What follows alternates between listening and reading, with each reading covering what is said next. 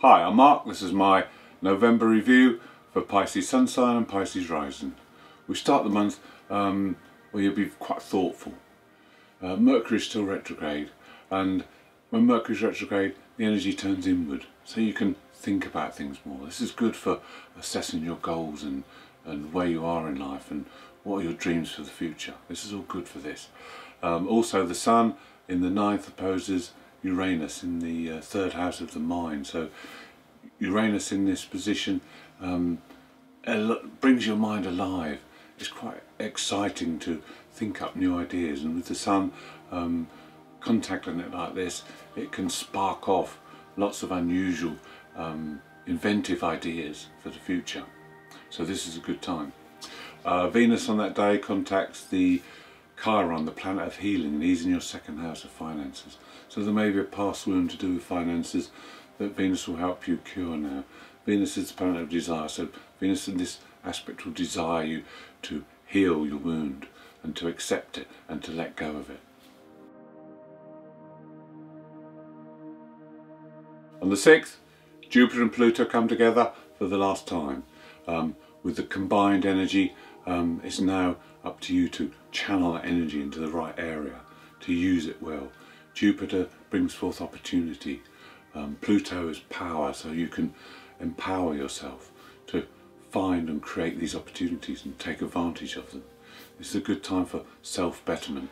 This is a time to push forward now and aim towards your dreams and your goals that you've set previously. On the 9th, you'll get more help from the Sun, because the Sun aspects Neptune, who's in your 1st house. So this contact from the Sun will give you clear vision.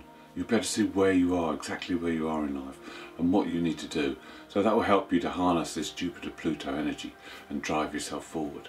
It's also a very good day for looking at things on a more spiritual level, rising above the mundane. It's also a good day for anything creative, artistic, musical, poetry, dance, and it's great for meditation as well. On the 12th, Mercury moves into the 9th house of higher learning, so that's good for Mercury, and into Scorpio, which makes it more passionate. The only thing is, on the 1st day, he forms an opposition to the Black Moon Lilith. This isn't so good. You may be tempted to voice your opinions and your beliefs on this day, but it's best to probably keep a low profile, because it could land you in hot water, and you don't want that. On the 13th, it's Friday the 13th, and a lot of people say this is an unlucky day, but for you it could be very lucky, because Mars turns direct in your 2nd house of finances, so this could improve financial matters. Also, Venus, who's in the house of shared finances, makes a nice aspect to the Moon's nodes. Here you could have some good news about money coming in from an outside source or through your partner if you share resources. On the weekend of the 14th and 15th, it's a great weekend for you. The Sun makes a positive aspect to the Jupiter-Pluto conjunction, so this is a good time to review your situation, where you are, and if your goals are achievable and working for you. It's a good time to be with people who'll be quite gregarious. On the 15th is a new moon, so this again is another good test as to how you're doing. If you're feeling full of energy and good vitality and you're feeling harmonious, then you're doing well and you're on the right track. If you're feeling a bit tetchy and uneasy or tense, then you're not on the right track and you need to make some adjustments. The 15th also, Venus makes an aspect to Pluto, so this makes it very tense, very intense and very passionate in relationships, so it's a good time to spend with your partner. If you're not in a relationship, it's also a good time to connect with someone. On the 17th, it's a day of intense mental energy. You've got Mercury in your 9th house opposing Uranus in the 3rd, so the mental faculties are stimulated incredibly. Your mind will be hyperactive. This is a good day for taking on a lot of information, from learning something exciting, something new, or it's a good day for teaching someone else something that's exciting. It'd be hard to concentrate on mundane, boring tasks, so there's no point even trying today. That can be done on the 18th when the Sun sextiles Saturn and your mind becomes calm and you become more cautious and orderly, and then you can get tasks done. On the 19th we have a Venus Saturn square, which means that it's time to reevaluate relationships. It's a good time to look at all relationships, not just your personal close relationships, but others, friends, colleagues, associates, and particularly group involvement as well. How responsibility is shared amongst these relationships and whether they match your ideals. Then on the 22nd there's a shift because the Sun moves into the 10th house of career and destiny. So the focus will become more on this area for the next month.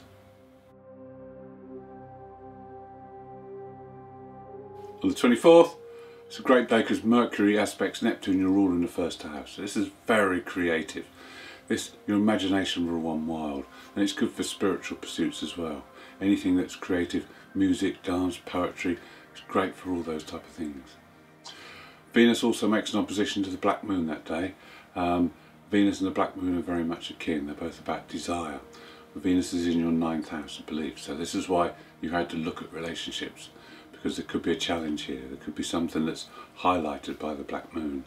It could be your belief in people. So be open today and see what happens. If there are things that come up, issues that come up, then you need to look at these and make corrections. We spoke earlier about the aspect between Venus and Chiron, about the healing of the wound. Well, the Sun aspects Chiron on the 26th, and they work well together. So this is another ideal opportunity to heal any wound that you have that come up regarding self-worth, self-esteem, finances, all those sort of areas. There could be something come up that you can heal and let go of.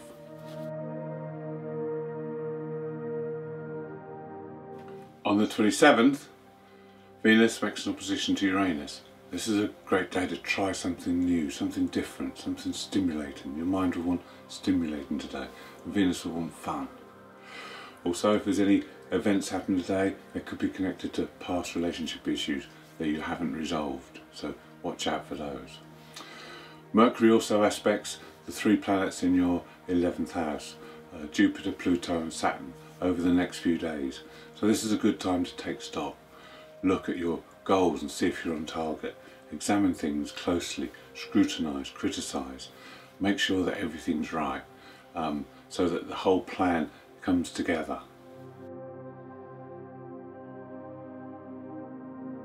On the last day of November, there's a full moon and lunar eclipse across your 4th and 10th house. Now, if everything goes well today, if you feel great, if you're full of vitality, then you're on track, you're on the right road. You should be reaping the benefits of your previous labours. If things are tense, if things are not going well, then there are issues to deal with. And these could revolve around balancing home and work. You could have overextended yourself. You could have not paid enough attention to the home area, or not paid enough attention to work. These things will need balancing now. Full moon is about culmination and reaping the benefits, but it's also about letting go of things, closing some doors so others can open. It's time to purge and make adjustments in your life so that you can sow new seeds at the next new moon.